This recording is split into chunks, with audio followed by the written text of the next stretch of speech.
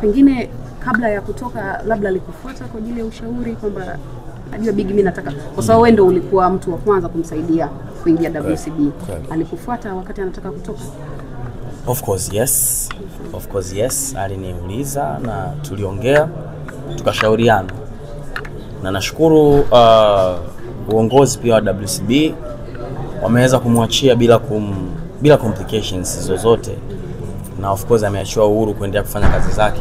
Na ukizungumzia Mbosso ni msanii ambaye anapendwa na watu wengi sana. Watu wanapenda sana uwezo wake. Na ni msanii ambaye amekuwa anaonyesha uwezo muda mrefu toka ametoka. Mimi nitazungumzia tu kutoka kwenye label au msanii kuondoka kwenye label.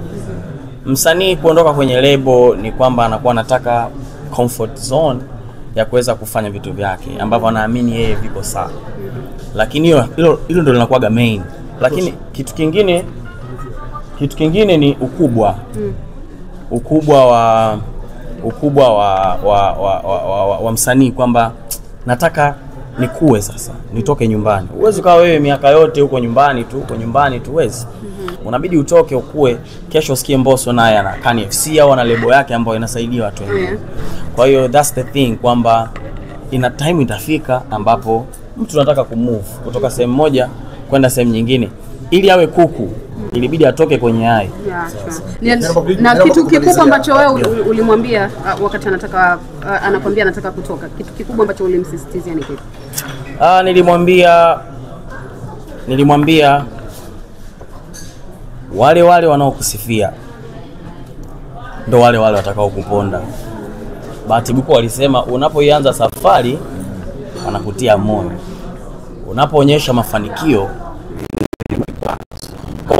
kwamba unatukanwa sana, watu wanakukriticize sana, watu wanakuongelea vitu vibaya sana.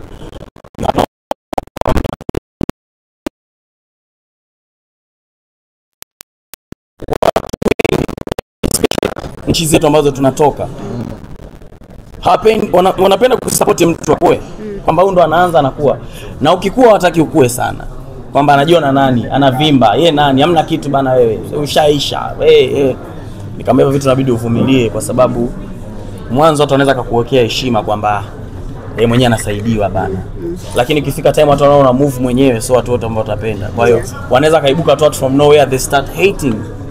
Unaelewa sijui? Kwa hiyo you have to be ready na maneno na watu kusema kapotea, hayupo, kashuka.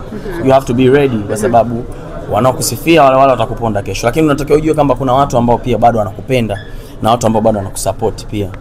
Yes. Tumaliza la mwisho ile hii kwa sababu kwani mimi na moja la mwisho. Yes. Nataka kusikia tiki yako ni ipi. Niongea na Master J. Diskati. Kapiga story akasema kwamba wasanii wote wa Bongo Flava ni wabanafua. Akasema sio vibaya. Akasema ndio genre yetu. Wasanii wote wa Bongo Flava ni wabanafua. Wewe ni msanii mkali sana. Unaelewa.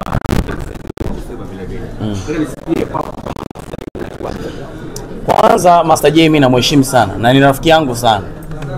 Lakini sasa anasema vote alivyoongea alikuwa ameelewa. Ndio niko najiuliza, najibu pointi za mtu alolewa au ni kitu gani? Kwa sababu yeye mwenyewe alikwambia alilewa. Lakini honestly kwamba ukilewa ndo unaongeaga kweli. Huo ndo kweli. No, nataka kumaliza kuongea. Yaani lazima atoke. Nisikizeni, nataka kumwambia kitu kimoja. Wewe sio mtangazaji. Ni kweli sio kweli? Sio kweli. Kwa nini? Mimi ni mtangazaji. Basi si atubani pua. Rayvanny, tuzungumzie kuhusu harusi. Faima amekuwa akiomba sana, akitamani ndoa. Naomba nikwambie, hajatamani ndoa. Ni hivyo kwa na Faima tu, ukipata time utamuuliza. Mwaka wa kwanza naye nilikuwa na moto sana. Sasa sijatoka, hata kwetu haijatoka hivyo. Nishaanza kuorganize vitu. Nakwambia kabla ya Jaydan bana, mimi bado mdogo. Nikamwambia vipi bana, niomba. Kumbe alianza hiyo. Hapana, mimi nilikuja kwanza, subiri. Nikamwambia sawa, usijali, vitu vitakaa sawa, tutamaliza. Kwa hiyo wananiambia vile, nikasema mwenyewe nisubiri time. Nafikiri time hii sasa mwenyewe I'm ready. Lakini mwenyewe ko excited pia. Unajua mwanamke kuolewa pia ni jamaa. Afu pia ujue marafiki pia nao. Unajua unapoona watu wako wengi wa pembeni, marafiki zake wengi ujue. Wakina nani hao? bwana kuoe, unajua zile. Ila mimi sioi kwa sababu eti unaniambia nioe. Naoa kwa sababu mimi nataka. Of course Faima ni mwanamke ambaye ni mvumilivu. Ni mwanamke ambaye anaweza kukuwekea heshima hata akiwa na hasira. Sio mwanamke ambaye anaweza aka react ikakudisappoint. Kwa hiyo ukimpoteza mtu wa namna hiyo, of course naye unajua unapomfanyia mwanamke vitimbwi anapata cabinets na washauri ambao anakutana na vishawishi pia vingi. Kwa hiyo disappointments zinakuwa ni nyingi katika mambo kama hayo. Lakini mimi naomba tumoja kwamba mtu ambaye anaweza kaa on your side akakuwekea heshima, kisha uchafuki kwenye public, mheshimu. So tu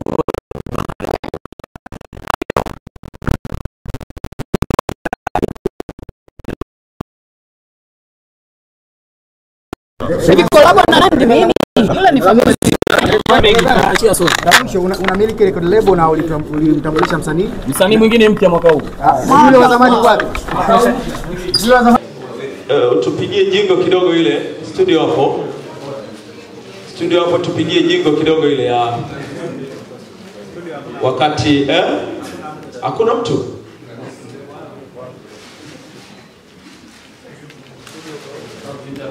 Au tuimbe akapela.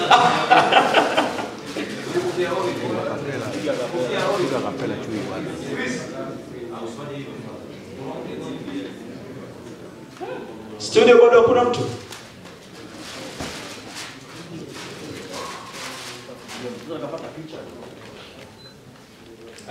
Pata picha nzuri. Kwa sababu mwenyewe ni mtu wa mambo ya kubashiri 22. It's my lucky number. Okay. So unapocheza roulette. Naam. Hii ni lucky number yangu. Nimezaliwa 22. Yaani hii kwa sisi watu wa Mbungi hii ni lucky number yangu, yani 22. Ni tarehe nimezaliwa. Kwa nikiwa nacheza zangu roulette, hii ndo namba yangu. Yaani ukiona hii lazima uniweke mzigo. Ukiingia hii umeumia. Naam.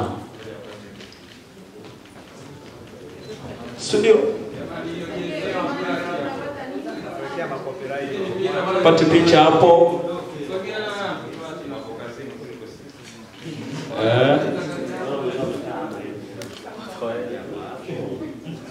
Naam, Yes.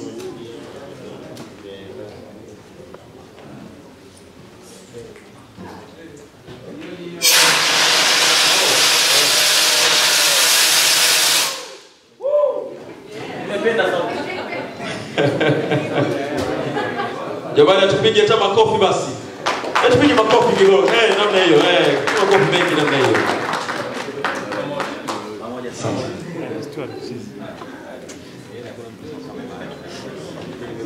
Wakati huo pia tunarekebisha hapo tusikie na jingo kidogo. Chui. Yes.